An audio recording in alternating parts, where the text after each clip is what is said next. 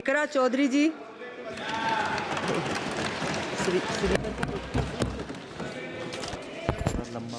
Thank you, Speaker ma'am. I rise to speak on the demand for grants of the Ministry of Education.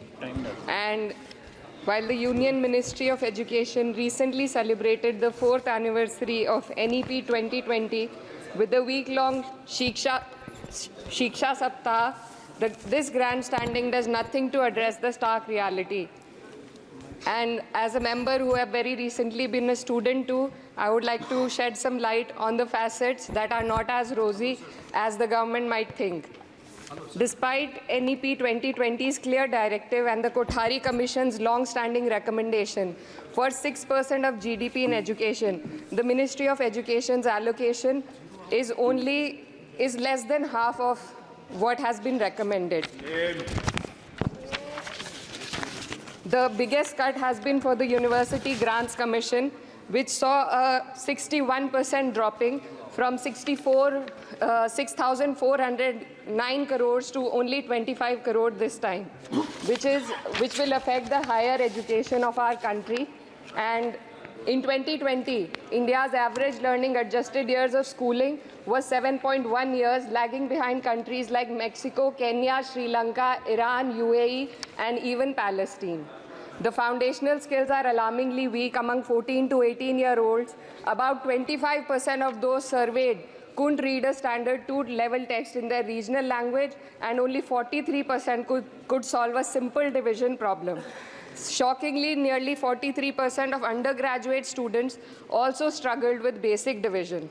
This report is a testament to the fact that in reality our education system has failed to educate a large section of the population, especially students from underprivileged backgrounds dependent on state-run education. So, Speaker ma'am, higher education, especially for women, is crucial to gaining empowerment and employment.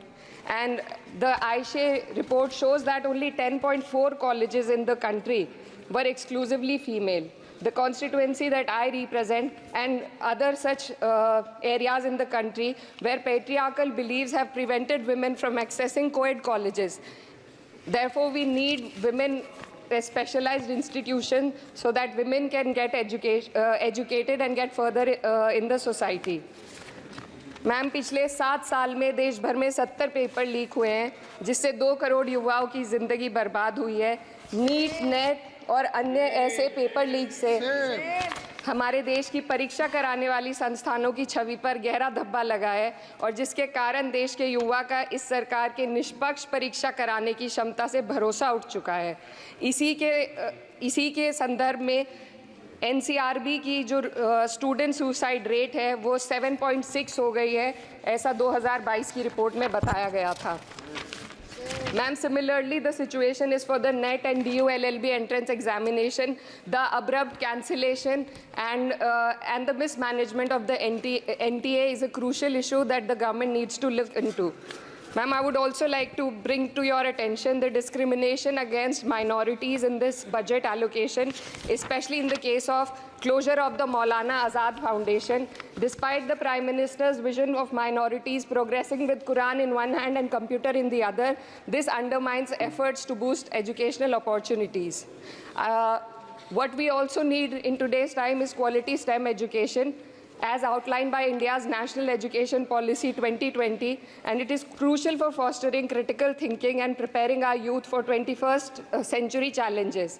But ma'am, only 18.4% schools have functional computer labs, and there's a significant gender gap in STEM enrollment, with only 28% of females compared to 36% males.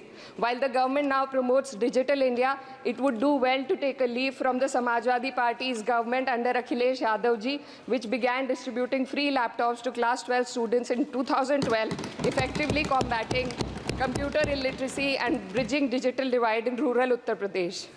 Educational freedom index में भारत की स्थिति काफ़ी हद तक खराब है, हमें निचले 30% देशों में रखा गया है. The intertwining of political agendas with Indian higher education has worsened under the current government. Key historical and scientific facts are being erased from textbooks to advance a certain kind of narrative. Mughal history is continuously distorted and erased. but notably, Darwin's theory was removed from the class 9 and 10 syllabuses by the 21-22 academic year. And the topic of evolution was completely excised from school textbooks. This distortion of educational content undermines academic integrity and damages India's educational ethos. Ma'am, when we are competing for in the world with first-class countries, we also need to look into why our students need coaching in spite of having schools and higher education and those funded by the government.